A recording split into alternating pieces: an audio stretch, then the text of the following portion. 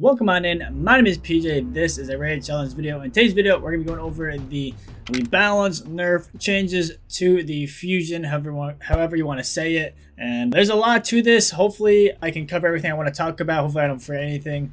But let's get right to it. What are they going to do? So they've released in their official Discord a message, and this is what it reads. Hey Raiders, we have an important update about the champion of the current mixed fusion event, Sanguine Maria. We acknowledge that the mechanics of Sanguine Maria do not work according to the role we intended for this champion. Due to the almost excessive series of strikes that she is able to deliver with the A1 to bosses, she can deal with high-level PvE content with much more easily than she is supposed to, all while receiving minimal, if any, assistance from other champions, even though she needs to be built in a very specific way to show such spectacular PvE performance. This is very, very important to what we have to talk about later, but building in a very specific way. It puts her too much out of line with the role we initially designed her for. And so what are they going to do? We decided to adjust Maria's skills while aiming to retain her value for arena-like encounters. So what are they doing? Maria's skills will be changed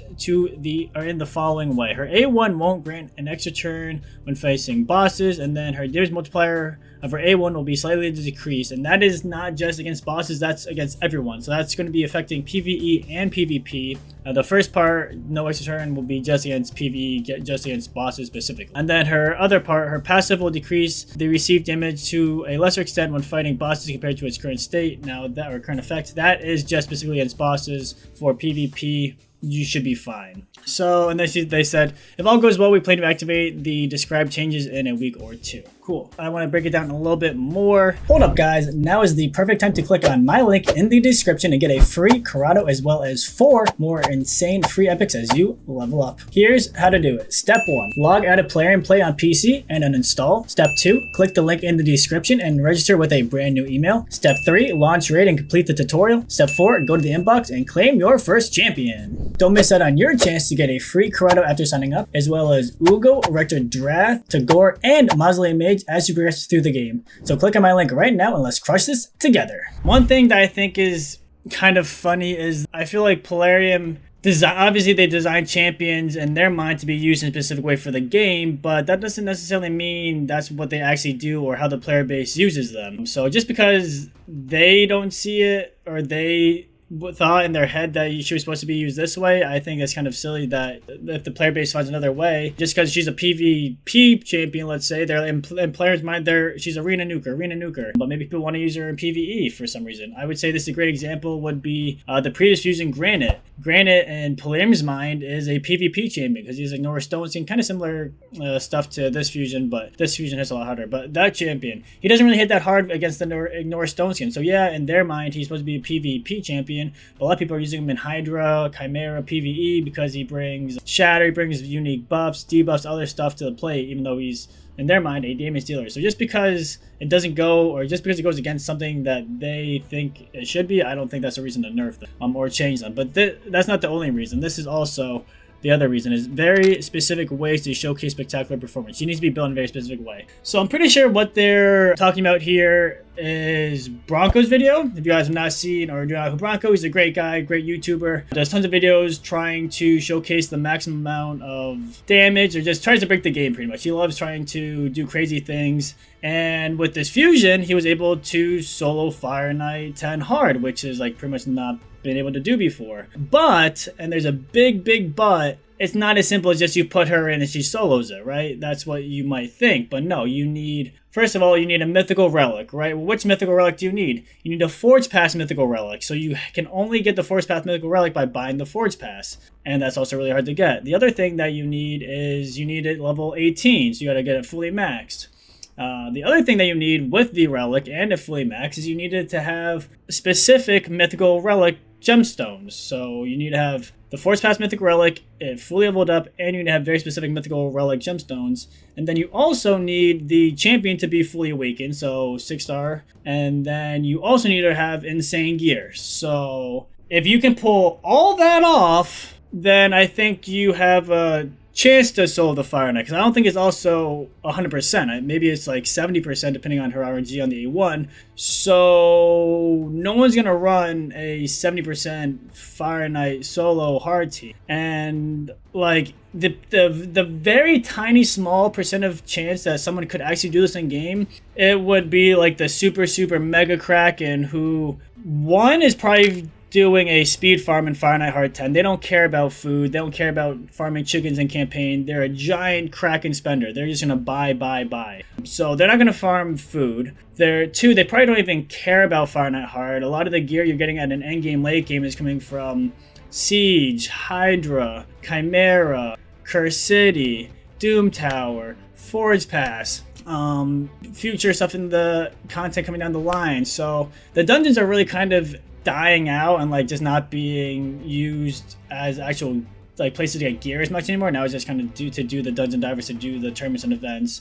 But as far as actively farming gear from Final Hard 10, the person that could maybe possibly pull this off in the live server, I really doubt is going to do it. So they're pretty much changing her whole kit because of potentially one person that could do it in the game that wouldn't even do it. So I think this whole thing is really silly. It feels like they might have just seen like a clip or a snippet of just like her beating Fire Knight 10 and didn't watch the whole thing or didn't look into it all, because it's not realistic. It's like a dream. It's like if you take the best parts of this, best parts of this, best parts of this, best parts of this, best parts of this, best parts of this, then she can solo something. You can do that with other champions too. Like maybe not Fire Knight Hard 10, but there's champions that can solo Ice Golem 10, Spider 10, Dragon 10, highest levels of Shogun. I think an Epic. I'm pretty sure Tolf the Mame is an Epic, can solo Shogun. I believe a well-built Embrys can solo Shogun. There's champions that can solo Sand Devil. There's champions that can solo Amius.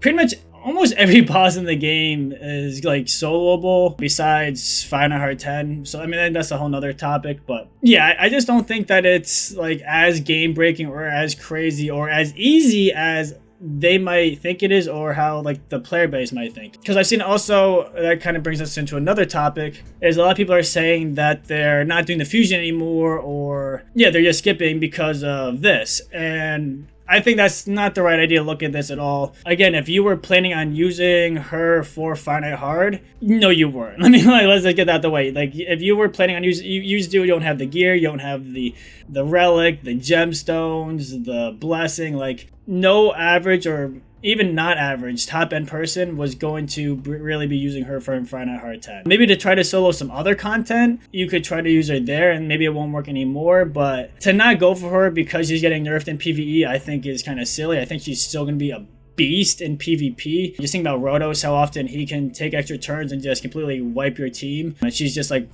Rotos 2.0, Rotos on steroids. She's gonna be even better, higher chance of taking extra turns, probably even a better affinity. So yeah, I think that you should definitely still go for her if you were on the edge or like debating if you should or shouldn't. This doesn't really change much for her for PvP. It does change the A1 a little bit. Again, I don't know why they changed the A1 for everything. From what I've seen, her A1 wasn't hitting crazy hard. Like obviously it was a good A1 and it was getting the extra turns, but as far as doing crazy damage, I don't think they really needed to decrease that. So it's a little bit weird, but definitely think that it's still worth going for and not like skipping just because of the PvP or just because of the PvE is getting a little bit nerfed.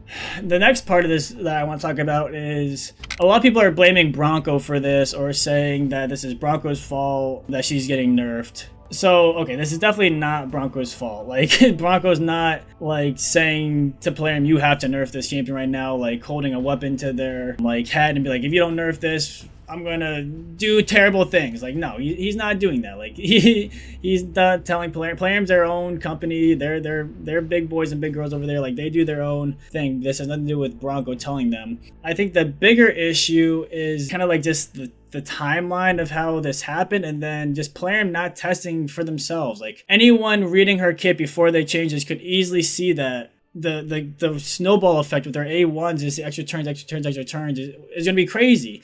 A 33% chance 3 times, and there's no like reducing or cooldown.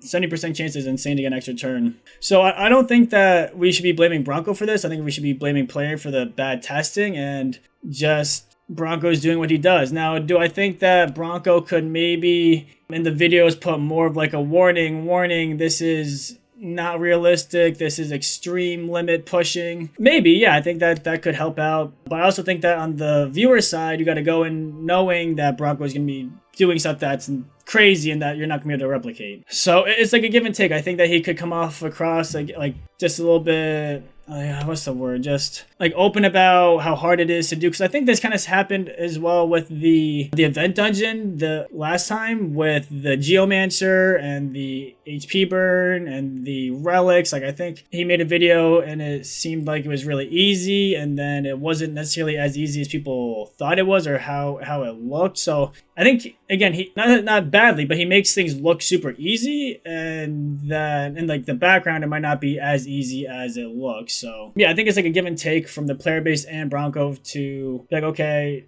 this is unrealistic, but the player base also knowing, watching him, that it's probably going to be unrealistic. But to nerf something or to change it for everyone just because of that, I think is ridiculous. I think they just freaked out. I think they were like, oh my god, she can solo Fire Knight hard 10. What? Oh my god, we gotta change. Do this. And I think they could have stepped back and slowed it down. And if they did some proper testing, none of this would have ever happened. It always stinks when we see the potential of a champion and then they change her a little bit, because then you always compare her to what we originally saw versus what she is now. So if this would have just from the beginning been her kit, she would have been amazing. But the fact that we saw what it was and now is like, oh, but she could have been this.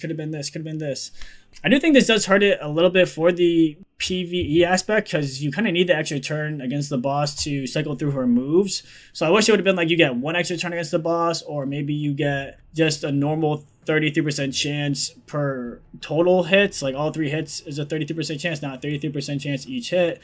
I know someone said maybe you could do 11% chance each hit if they wanted to do with a 3-3-3, because then it would have been added up to 33, 11. So I think there could have been different things they've done besides of what they actually did. And the final thing that is kind of upsetting to me, again, like I don't want to see her nerfed necessarily, but I just think it's kind of, or nerfed again, but I think it's just kind of funny and ironic how they see her taking a lot of extra turns is a problem for when we're facing PvE content, but in PvP, oh yeah, it's fine, let her take a million turns. Like, who cares? If you're facing each other, like, go at it. And yeah, in live arena, if you get her and you just get a 10 turns, yeah, good luck. Like, sorry, opponent. So I wish, again, like it would have hurt her a little bit, but I wish they would have looked at her from the PvP aspect. Like I think they could have done things to her kit to make her still really strong, but just not as toxic as I think she could be. Like I haven't seen her in the live game yet or live play testing, but I just know how good Rotos is and how easily he can just take over a game with a few extra turns. With his A1, a couple extra turns with with his A3 and a couple extra turns with the A1, 9-piece Merciless procking, he's wiping your team. And I can see some very, very, very similar stuff with that happening with her. And it's just stinky. Like, I just think it's funny that they're like, oh yeah, you can't use her against us, like, meaning Polarium. Like, oh yeah, you can't use her unlimited skills against the bosses. That's too mean. That's crossing the line. But you can take unlimited turns against each other. We don't care about you guys. We just care about us. And that's kind of how Polarium is. They don't care about them, or they don't care about us. They care about them. And it shows that again, they're changing this champion based off of a 0.00001% player base being able to do it. And I think that if there is anyone in the game that could do this solo Fire Knight 10 with her, I really don't think they would. Like, I think they have a 6-second, 10-second Siegfried team that's one-shotting everything into the boss and just probably two-shotting the boss. And they don't really care if they're farming a couple extra food, because they have 10,000 potions in the tavern and they're just going to spend more when they go low. But let me know what you guys think. I want to get this video out there, get my thoughts and opinions. Again, I definitely don't think this is Bronco's fault. I think this is Polarium just really badly testing, and then Bronco just doing what he does, showcases some crazy stuff and ends up breaking the game. I do think that Bronco could maybe just put some stuff in the video saying like warning, warning, like test server, extreme conditions. Because a lot of people, again, this is to the viewers, they don't watch the whole video. They'll go to here, go to here, go to here. They'll just skip through, or maybe they don't see that she has a level 18 forged mythical relic, mythical relic with mythical gemstone. So that's also on the viewer. But I think it could be a give and take all the way around. Let me know what you guys think in the comments. Hit that like, hit that sub button, and we'll see you guys next time. Peace.